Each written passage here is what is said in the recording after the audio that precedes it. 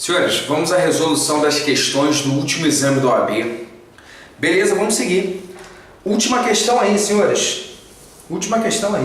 Não tem bicho papão nenhum. Vai gabaritar isso. Gabaritar, é mole. Vamos embora. 64. Patrício, ao chegar em sua residência, constatou o desaparecimento de um relógio que havia herdado de seu falecido pai. Ok, vamos embora. Suspeitando de um empregado que acabara de contratar para trabalhar em sua casa e que ficara sozinho por todo o dia no local, Patrício registrou o fato na delegacia própria, apontando de maneira precipitada o empregado como autor da subtração, sendo instaurado o respectivo inquérito em desfavor daquele suspeito, entre aspas. Ao final da investigação, o inquérito foi arquivado a requerimento do Ministério Público, ficando demonstrado que o indiciado não fora o autor da infração. Considerando que Patrício deu causa à instauração de inquérito policial em desfavor de empregado, cuja inocência restou demonstrada, é correto afirmar que o seu comportamento configura. Pois bem, senhores, essa questão é uma questão muito interessante, ok? Bastante interessante. Então vamos lá. Patrício, ao chegar em sua residência, constatou o desaparecimento de um relógio que havia herdado seu falecido pai. Suspeitando, aí, então, sublinhando aí, né? Suspeitando de um empregado que acabara de contratar para trabalhar em sua casa, continue sublinhando, e que ficara sozinho por todo o dia no local, Patrício registrou o fato na delegacia própria, apontando de maneira precipitada, sublinha também, o empregado como autor da subtração, sendo instaurado o respectivo inquérito em desfavor daquele suspeito. Sublinha isso, por favor, também. Ao final da investigação, o inquérito foi arquivado a requerimento do MP, ficando demonstrado que o indiciado não fora o autor da infração. Também sublinha, senhores. Considerando, então, que Patrício deu causa à instalação de inquérito policial, sublinha isso. Em desfavor de empregado cuja inocência restou demonstrada, também sublinha. E é correto afirmar o quê? Senhores, isso é crime de calúnia? Calúnia é fato falso, sei que é falso, imputado a alguém. Fato esse criminoso. Então, sei que é falso e estou imputando esse fato a alguém. Senhores, leiam mais uma vez, pela terceira vez, suspeitando de um empregado que acabara de contratar para trabalhar em sua casa e que ficara sozinho por todo dia no local. Então, ele não sabe que aquele fato é falso. Não demonstra o enunciado que Patrício sabia que o fato era falso. Muito pelo contrário. Ele suspeitou de um empregado que tinha acabado de contratar para trabalhar em sua casa e que ficou sozinho o dia inteiro. Eu não estou defendendo o Patrício, só estou querendo dizer o seguinte: calúnia não pode ser. Porque teria que deixar o problema claro que ele sabia que o fato era falso e, sabendo disso, imputou ao empregado. Não foi o caso. Não foi o caso. Tanto é que ele ainda fala aqui, ó.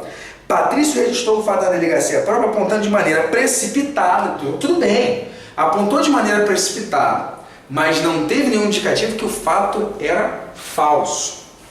E tem uma outra questão aqui também. Não pode ser calúnia, porque o fato não é sabidamente falso. Tá, mas a questão é que ele diz assim, dando causa à instauração de inquérito policial. O que é isso? Isso é denunciação caluniosa. Quando ele coloca isso no problema, você vai, calma aí, deu causa à instauração de inquérito policial, é denunciação caluniosa. Se você olhar o 339, está lá. Dar causa à instauração de investigação policial de processo judicial, instauração de investigação administrativa, inquérito civil ou ação de improbidade administrativa contra alguém, imputando-lhe crime de que o sabe inocente. Veja que é a mesma lógica de uma calúnia, mas tem duas questões um pouquinho diferenciadas. A primeira, não é só imputar um fato falso como crime. Você tem que dar causa à instalação de um inquérito, de um procedimento administrativo, uma investigação, um inquérito civil, alguma coisa oficial, tá ok? Tem que dar causa. E dois, imputando-lhe crime de que o sabe inocente. De que o crime pode até ter existido, mas não foi ele, entende? Não foi a vítima. Então não é que o fato criminoso seja falso, tal como na calúnia. Não, às vezes o fato é criminoso e ele não é falso, mas ele não foi cometido por aquela pessoa. E o agente que está cometendo a denunciação caluniosa sabe que o agente é inocente, tá ok? Então ele dá causa à instalação de um inquérito policial, um inquérito civil, improbidade administrativa, enfim, algum procedimento oficial de apuração de responsabilidade, sabendo que o sujeito era inocente. Senhores, já vamos ler novamente, pela quarta vez, o enunciado. O enunciado deixa claro. Suspeitando de um empregado que acabaram de contratar para trabalhar em sua casa e que ficaram sozinho por todo o dia no local, ele aponta de maneira precipitada como autor da suspeitação, mas ele não sabia que o sujeito era inocente. Você pode até, faticamente, em termos morais, questionar Patrício, porque ele não deveria ter feito isso, acusar injustamente, sem saber, sem ter provas. Mas o fato é o seguinte, ele só suspeitou e mandou e noticiou o crime para apurar e deu causa à instalação. Se o delegado achou por bem instaurar um inquérito policial, é porque tinha mínimas provas para fazer isso, ok? Então, a despeito de fato de ter dado causa à instalação de inquérito policial, Patrício não sabia que ele era inocente. Essa que é a questão.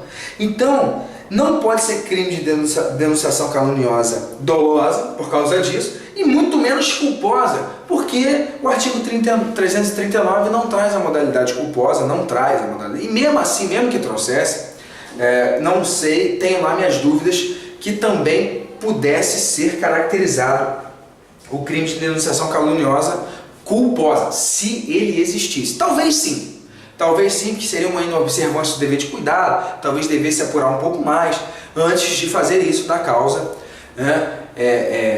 e da causa da instauração de um inquérito. Mas o fato é que não existe denunciação caluniosa culposa. O artigo 339 não traz esta disposição expressamente, então só tem doloso. Lembra o seguinte, Código Penal ou qualquer norma penal incriminadora traz a modalidade dolosa. Se houver previsão culposa, tem que estar lá. Ou seja, se houver um crime culposo, é porque houve uma norma que disse que aquele crime também é punido a título culposo. E não há contra a denunciação caluniosa. Não pode ser calúnia, então, porque já falamos.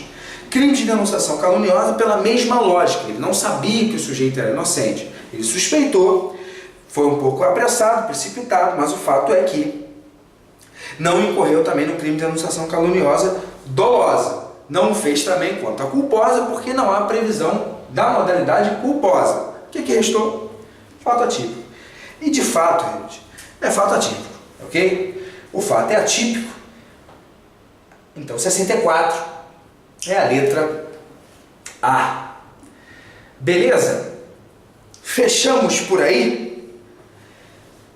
Volta aqui para mim, então, para a gente finalizar. Perceberam que a prova ela é tranquila de ser feita, né? Você tem que ler com atenção, você tem que marcar, né, circular, sublinhar, fazer aquilo que você achar melhor para, né, o que saltar aos olhos, você passa a caneta, circula, porque aquilo ali vai te ajudar quando você chegar às opções e falar só pode ser isso, né? Não pode ser isso, não pode ser isso. O processo de eliminação também é sempre muito bom, Você viu que nós fizemos isso em todas as questões e todas chegaram a uma conclusão boa, feliz, está lá.